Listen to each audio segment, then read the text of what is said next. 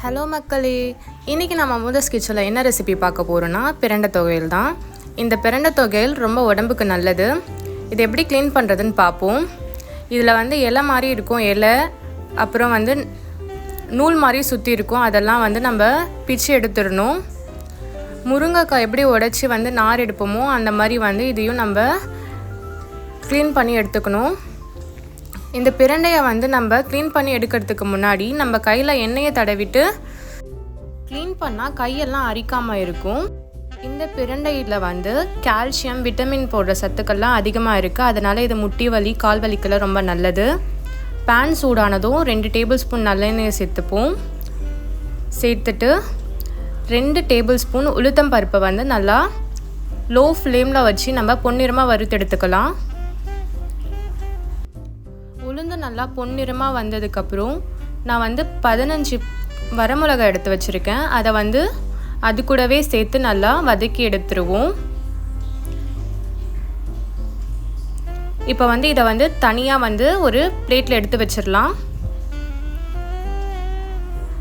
இந்த மாதிரி துவையெல்லாம் நீங்கள் செஞ்சு சாப்பிடும்போது உடம்புக்கு நல்லா ஆரோக்கியமாக இருக்கும். நான் 2 மீடியம் சைஸ் ஆனியன் எடுத்திருக்கேன். இதை போட்டு நல்லா வதக்குவோம். வதங்கினதுக்கப்புறம் சின்ன துண்டு இஞ்சி 4 எடுத்திருக்கேன். 4 பல்லு பூண்டு சேர்த்துருக்கேன்.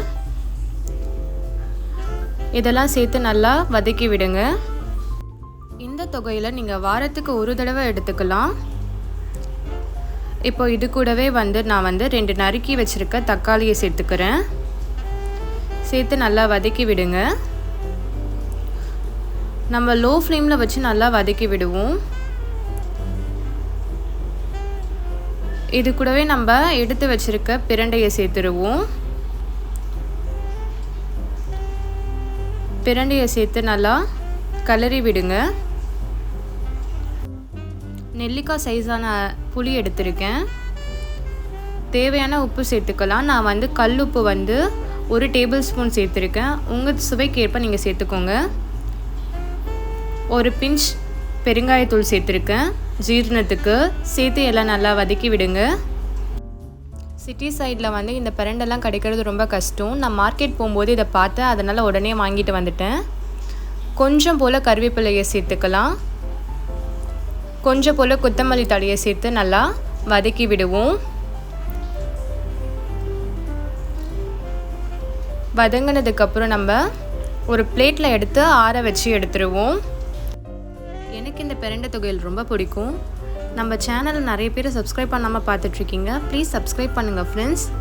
இப்போ ஆற வச்சுருக்க இந்த பிரண்டையை நம்ம மிக்ஸி ஜாரில் சேர்த்துப்போம்.